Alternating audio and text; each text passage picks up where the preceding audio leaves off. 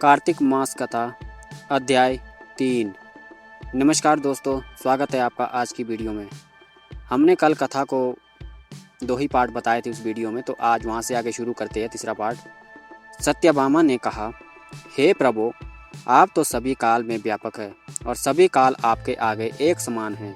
फिर यह कार्तिक मास ही सभी मासों में श्रेष्ठ क्यों है? आप सब तिथियों में एकादशी और सभी मासों में कार्तिक मास को ही अपना प्रिय क्यों कहते हैं? इसका कारण बताइए। भगवान श्री कृष्ण ने कहा, हे भामिनी, तुमने बहुत अच्छा प्रश्न किया है। मैं तुम्हें इसका उत्तर देता हूँ, ध्यान पूर्वक सुनो। इसी प्रकार एक बार महाराज बैन के पुत्र राजा पृथ्वी ने प्रश्न के उत्तर में देवर्षि नारद से प्रश्न किया था कि जिसका उत्तर देते हुए नारद जी ने उसे कार्तिक मास की महिमा बताते हुए कहा, हे राजन, एक समय शंख नाम का एक राक्षस बहुत बलवान व अत्याचारी हो गया था। उसके अत्याचारों से तीनों लोकों में त्राही त्राही मच गई। उस शंकासुर ने स्वर्ग में निवास करने वाले देवताओं पर विजय प्राप्त कर इंद्र आदि देवताओं एवं लोकपालों के अधिकारों को छीन लिया। उससे भयभीत होकर समस्त देवता अपने परिवार के सदस्यों के साथ सुमेरु पर्वत की गुफाओं में बहुत दिनों तक छुपे रहे। तत्पश्चात वे निश्चित होकर सुमेरु पर्वत की गुफाओं में ही रहने लगे।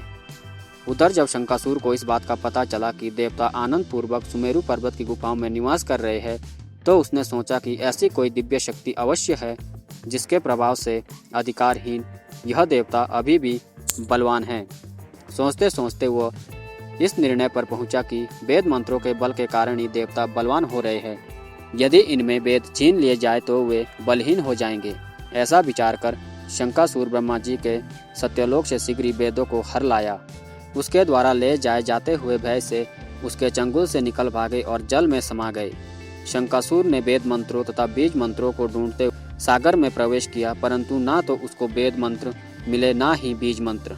जब शंकासुर सागर से निराश होकर वापस लौटा तो उस समय ब्रह्मा जी पूजा की सामग्री लेकर सभी देवताओं के साथ भगवान विष्णु की शरण में पहुंचे और भगवान को गहरी निद्रा से जगाने के लिए गाने बजाने लगे और धूप गंध आदि से बारंबार उनका पूजन करने लगे। धूप दीप नवेद आदि अर्पित किए जाने पर भगवान की निद्रा टूटी और वह देवताओं सहित ब्रह्मा जी को अपना पूजन करते हुए देखकर बहुत प्रसन्न हुए तथा कहने लगे, मैं आप लोगों के इस कीर्तन एवं मंगलाचरण से बहुत प्रसन्न हूँ। आप अपना अभिष्ट वरदान मांगिए, मैं अवश्य प्रदान करूँगा। जो मनुष्य आश्विन शुक्ल की एकादशी से देवोत्थान एकादशी तक ब्रह्म मुहूर्त में उठकर मेरी पूजा करेंगे, उन्हें तुम्हारी ही भांति मेरे प्रसन्न होने के कारण सुख की प्राप्ति होगी।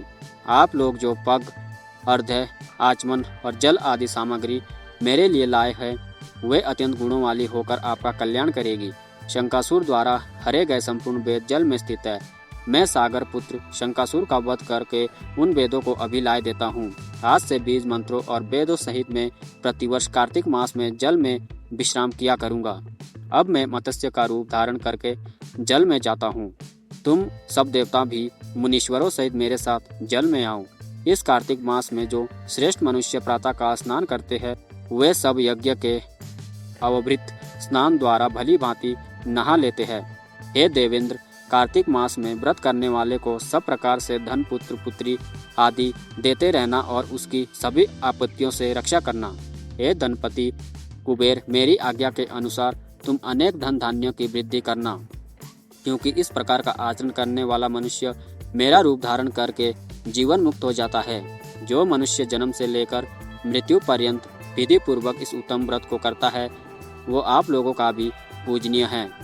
कार्तिक शुक्ल पक्ष की एकादशी तिथि को तुम लोगों ने मुझे जगाया है, इसलिए यह तिथि मेरे लिए अत्यंत प्रियदायिनी और माननीय है। हे देवताओं, यह दोनों व्रत नियम पूर्वक करने से मनुष्य मेरा सानिध्य प्राप्त कर लेते हैं। इन व्रतों को करने से जो फल मिलता है वह अन्य किसी व्रत से नहीं मिलता। अतः प्रत्येक मनुष्य को सुखी और निरोग रहने के लिए कार्तिक महात्म्य और एकादशी की कथा सुनते हुए उपयुक्त नियमों का पालन करना चाहिए।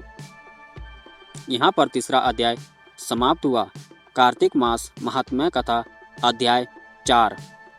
नारद जी ने कहा, ऐसा कहकर भगवान विष्णु मछली का रूप धारण करके आकाश से जल में गिरे।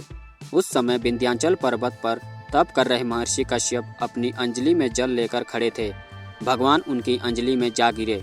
महर्षि कश्यप ने दया करके उसे अपने कमंडल में रख दिया। मछली के थोड़ा बड़ा होने पर महर्षि कश्यप ने उसे कुएं में डाल दिया। जब वह मछली कुएं में भी न समा सकी तो उन्होंने उसे तालाब में डाल दिया।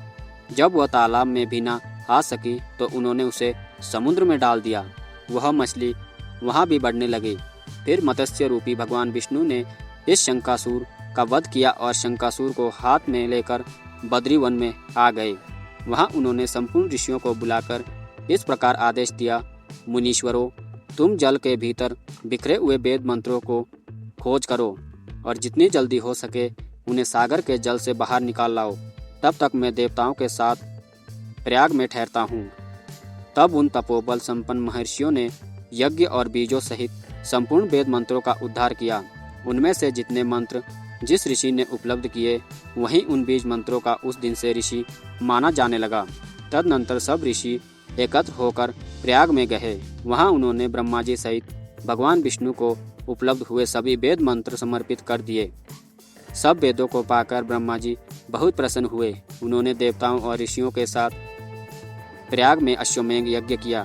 यज्ञ समाप्त होने पर सब देवताओं ने भगवान से निवेदन किया, देवादि देव जगन्नाथ, इस स्थान पर ब्रह्मा जी ने खोए हुए वेदों को पुनः प्राप्त किया है और हमने भी यहाँ आपके प्रसाद से यज्ञ भाग पाए हैं।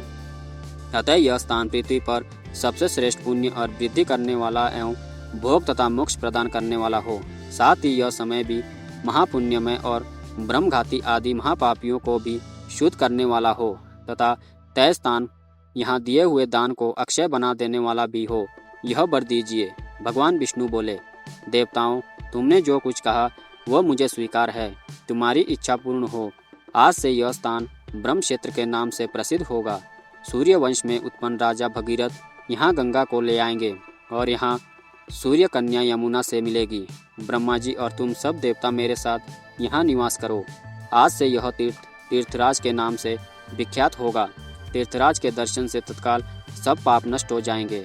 जब सूर्य मकर राशि में स्थित होंगे उस समय यहाँ स्नान करने वाले मनुष्य के सब पापों का यह तीर्थ नाश करेगा। यह काल भी मनुष्य के लिए सदा महान पुण्य फल देने वाला होगा।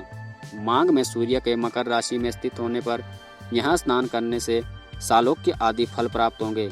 देवादि देव भगवान विष्णु देवताओं से ऐसा कहकर ब्रह्मा जी के साथ वहीं अंतर्ध्यान हो गए। तत्पश्चात इंद्र आदि देवता भी अपने अंश से प्रयाग में रहते हुए वहां से अंतर्ध्यान हो गए। जो मनुष्य कार्तिक में तुलसी जी की जड़ के जड़ के समीप श्री हरि का पूजन करता है वह इस लोक में संपूर्ण भोगों का भोग भोग कर अंत में वैकुंठ धाम को जाता है। तो दोस्तों, यहाँ पर चौथा अध्याय समाप्त हुआ। तो आपको वीडियो कैसी लगी हो प्लीज़ कमेंट में बताएं। और दोस्तों, वीडियो को देखने के लिए धन्यवाद। मिलते हैं दोस्तों अगली वीडियो में, शेष भाग अगली वीडियो में। जय श्री कृष्णा।